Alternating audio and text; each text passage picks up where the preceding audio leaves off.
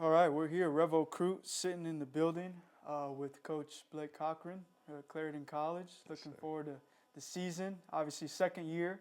Yeah, Great to have you, Coach. If you don't mind just introducing yourself and a little bit about you. definitely. Yeah, Yes, sir. going on my second year. Very excited to be at Clarendon. We get a full year to recruit finally. Yeah. I'm from the Dallas-Fort Worth area.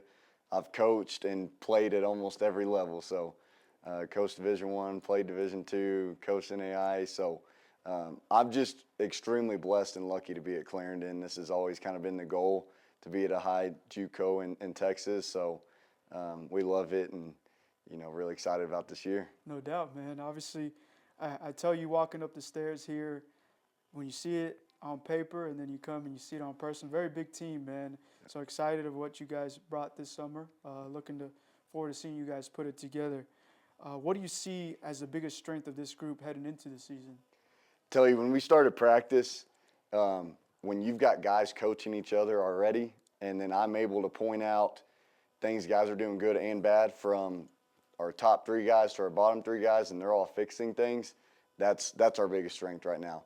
Hopefully it continues. We've only had 9 or 10 practices, not very many, but it's been amazing. And like you said, the height, the physicality, we have the tools, and they just got to keep pushing each other and leading, and we're going to have a great year. For sure, man. It's all about building culture, especially the right way, very early on at least.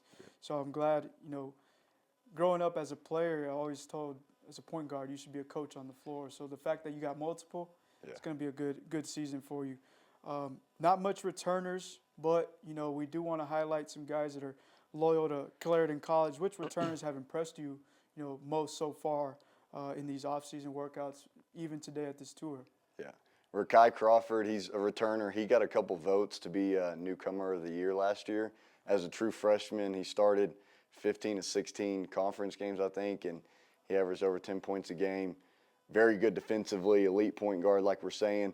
And then KD Davis, he led the conference in rebounding last year. 6'5", he can play 1 through 4. He can guard anybody. They're just both really good kids. They've brought a lot of value. They've wanted from day one to have such a good year. They've asked everything we've done for them. And, both those guys probably could have gone somewhere last year, but we're very excited that they're back, and they're doing awesome. Yes, sir. Good. Always good to keep around kind of something you've built. Obviously, as a second year now as a coach, you want to keep the guys that, are building that culture and carrying it on to the next guys. I mean, and we got some fresh blood, man, some new guys out in Clarendon. What newcomers should four-year coaches make sure to follow right away? Yeah. Before we got here, we kind of talked about some guys. We were excited, and then afterwards, we obviously had some coaches ask about some certain guys, and they definitely matched each other. A lot of people are really excited about Uros Romcevic. He is a legit 6'8" point guard. He's getting a ton of looks. His vision's the best I've ever been around in my life. Mihailo Sticevic is 7 foot. He might even be 7'1". He can shoot. He's strong, physical. He's a good player. Ryder Cates from University of Butler, played for Thad Modest, so he's elite. He's high level. And then Jamari Briggs from USC Upstate Division I. He's been leading. He's strong and physical. He got a dunk out there and got a steal the next possession. Those guys have been really, really good for us. Yeah, great names. I'm looking forward, obviously, across the board. You get a starting lineup, how they put it together, and then the depth that you have. Let's talk a little bit about, some history on you. At Fort Scott, you went 41-24 in 2 seasons, including Region 11 championship game appearance. What did you take from that experience that you'll apply here at Clarendon going into your second year? Yeah, it's very similar situation at Fort Scott. I got a couple months to recruit my first team there, and then, second year it came together and made a championship appearance and had a top 3 season in school history. And it's kind of the same thing. Clarendon only had a couple months, and then now we're super excited about our roster, and I think we could have a great season. And so, being in that first year, knowing that things aren't what you're expecting immediately, and just trying to keep everybody knowing the end goal. And so KD, Rakai, some of those other guys really saw that and knew the end goal of this year was going to be the year for them. And so luckily I've been in that experience, and we had a great time at Fort Scott, loved it, and now now we're excited for Yeah. what's going on. Yeah, and you're looking back at that time there, highlight what was the biggest challenge in building that Fort Scott into a 22-win program, and how did you overcome it? Because at some point we're gonna hit adversity. Yeah. It happens in sports, and what do you think? Thinking on overcoming that? Yeah. I still talk to a lot of my players from Fort Scott. Like they'll call me, they'll text me. I think if you ask any of our guys, they'll tell you we have a good relationship. And it's kind of cliche now, but Yeah. you have to have a relationship with your Absolutely. players. And, I make sure I talk to every one of my players every single day, whether it's before practice, whether it's film, whatever it is. So that's the biggest thing that I try to do so we don't face too many challenges. We want to get to it early and often. And that was the biggest helper for Fort Scott, especially early on, because same thing, we had a lot of transfers and some guys. For sure.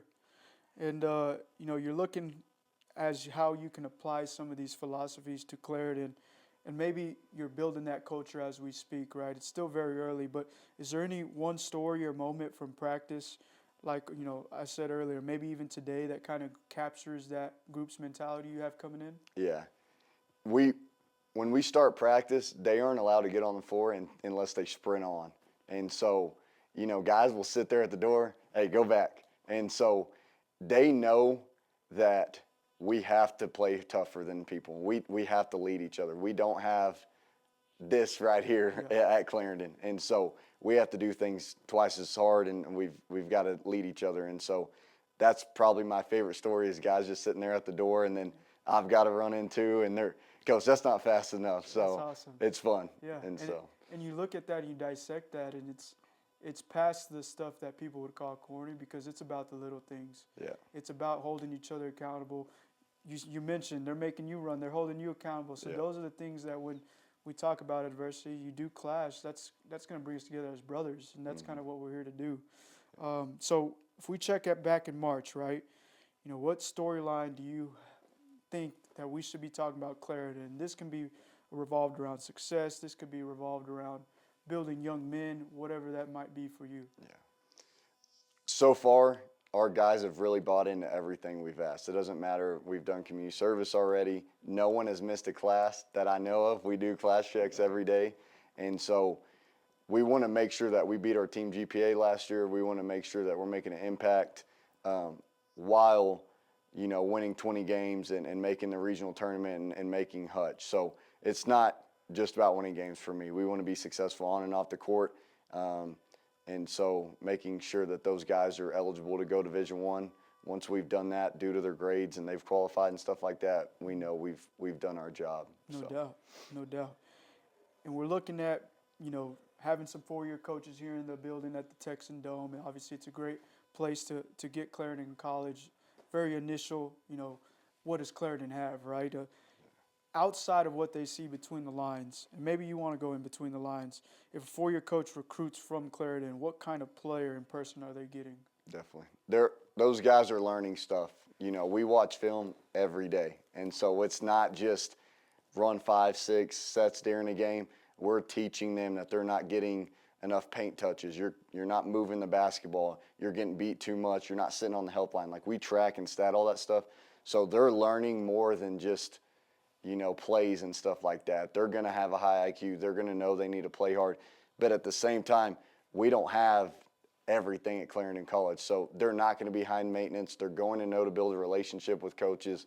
I'm proud of the guys that we have, and I think they'll represent a 4-year very well wherever they go. Yes, sir. And, you talk about the guys, what they're doing, the sets they're learning.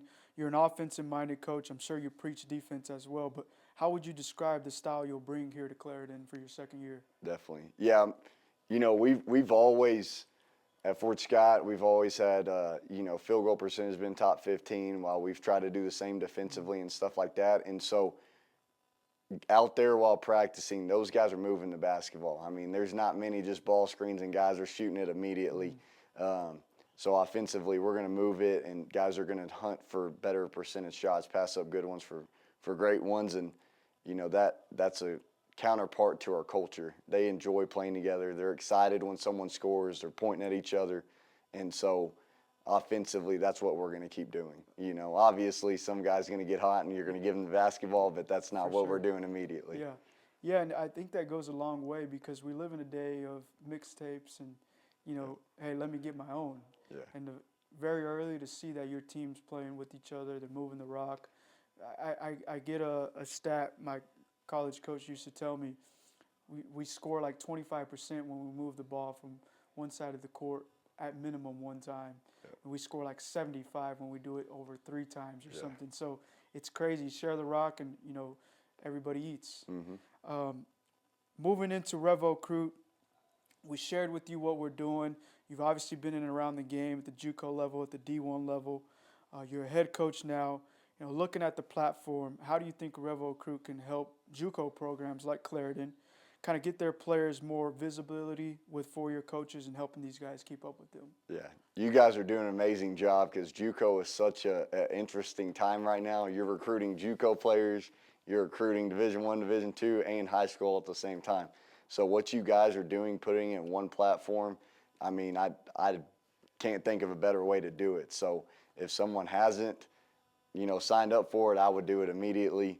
I'm excited to go on there and look at it more and dive more deep into it because, I mean, we don't have enough time to sit there and look at 3 different platforms, Synergy, Twitter, Max Preps, Huddle, all that stuff. And so it being in one place is amazing. You are doing a great job. Yes, sir. I appreciate that. And, you know, we're looking ahead to the 25-26 season. Obviously, we got a good look today at Clarendon College. If there's anybody else watching, you might want to spread the message of what Clarendon College basketball is and what they should think when they think of that phrase.